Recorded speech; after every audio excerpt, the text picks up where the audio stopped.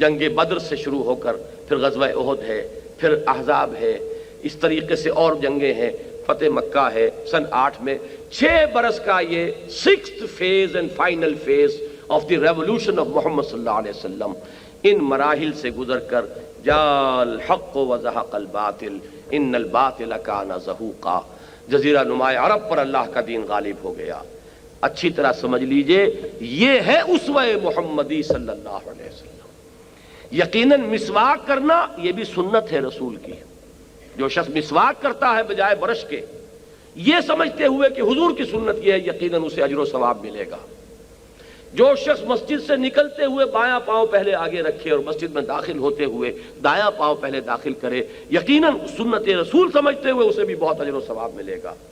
جو شخص داڑھی رکھتا ہے سنت رسول سمجھ کر، یقیناً بہت بڑے اجر و ثواب کا مستحق ہے۔ لیکن جان لیجئے اسوہ کہتے ہیں نمونے کو، نمونہ کامل نمونے کو کہتے ہیں۔ پوری شخصیت، پورا وجود، پورا کارنامہ حیات، حضور صلی اللہ علیہ وسلم کی توانائیاں کس کام میں لگی؟ آپ کے شب و روز کس فکر میں گزرتے تھے؟ آپ کی جد و جہد کس رخ پر تھی؟ آپ کس کام کے لیے یہ دن رات جو محنت کر رہے تھے کس مقصد کے لیے تھا؟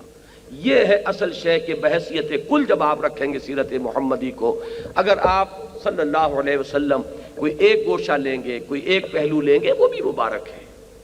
لیکن یہ ہے کہ بحیثیت کل ان ٹوٹیلٹی حضور صلی اللہ علیہ وسلم کا اسوہ کیا ہے؟ دین کی اقامت کی جد و جہد، اس میں ہر ممکن محنت، مشقت، ایثار، قربانی، جہاں تک کہ وہ الفاظ بھی مجھے یاد آئے، سن 10 نبوی، ہجری نہیں نبوی، ابو طالب کے پاس آخری سفارت آئی ہے قریش کی۔ انہوں نے آخری چیلنج دیا کہ ابو طالب ہمارے صبر کا پیمانہ لبریز ہو چکا ہے، اب یا تو تم محمد کا ساتھ چھوڑ دو صلی اللہ علیہ وسلم، یا پھر ٹھیک ہے میدان میں آ جاؤ۔ اگر بنی ہاشم اپنے سپوت محمد صلی اللہ علیہ وسلم کا ساتھ چھوڑنے کو تیار نہیں ہے تو میدان میں آئے، ہم سے مقابلہ کریں۔ ابو طالب نے ابھی تک بڑی ہمت کے ساتھ ساتھ دیا تھا حضور کا، اس میں کوئی شک نہیں، لیکن اس وقت پائے ثبات میں لغزش آ گئی، ہمت جواب دے گئی،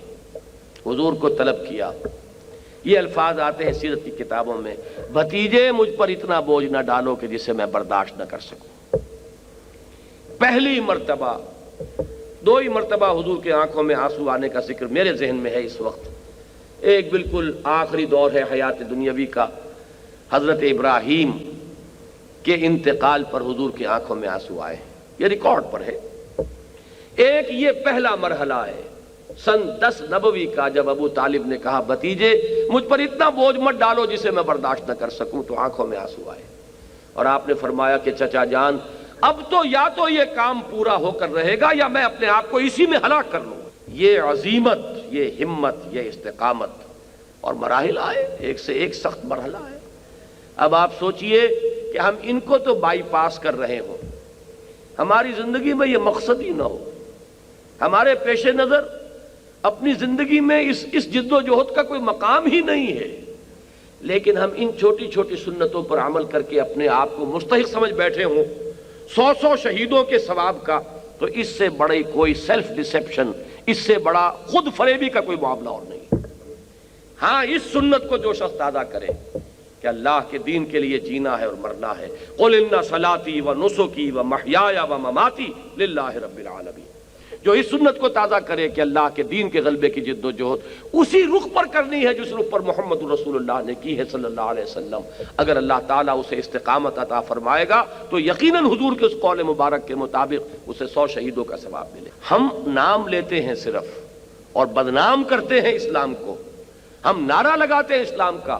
اور اپنے عمل سے در حقیقت اسلام کی ذلت اور رسوائی کا سامان فراہم کرتے ہیں۔ کاش کہ وہ جذبہ ابھر آئے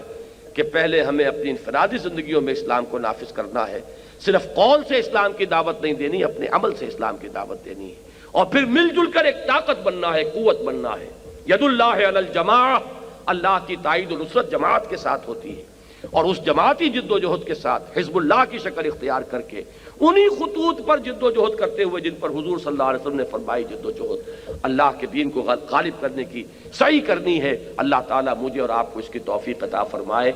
اگر یہ کسی درجے میں یہ جذبہ اندر ابھرے تب تو یہ سمجھیے کہ واقعتاً سیرت النبی کا سننا سنانا بیان کرنا، اس کی محفل منعقد کرنا بہت مبارک، بہت مفید۔ لیکن اگر یہ جذبہ نہیں ابھرتا اور نشستند و گفتند و برخاستند، اور جیسا کہ عام طور پر ہوتا ہے ہماری بدقسمتی کہ حضور کی زلفوں کا ذکر کر لیا جائے اور حضور کے حسن ظاہری ہی کے تذکرے ہو جائیں، حضور کی کملی ہی کی قصد جو ہے وہ قصیدے اس کے لیے کہے جائیں، تو پھر کوئی نتیجہ اس کا نہیں ہے، کوئی اس کا حاصل نہیں ہے، اس سے کوئی عملی تبدیلی ہمارے اندر نہیں آئے گی جب تک کہ حضور کی اس پوری جو جد و جہد ہے اس دنیاوی زندگی کے اندر اس کو اپنے سامنے نمونے اور اسوے کے طور پر رکھ کر اسی جد و جہد میں خود اپنے آپ کو مبتلا کرنے کا عزم مصمم موجود نہ ہو۔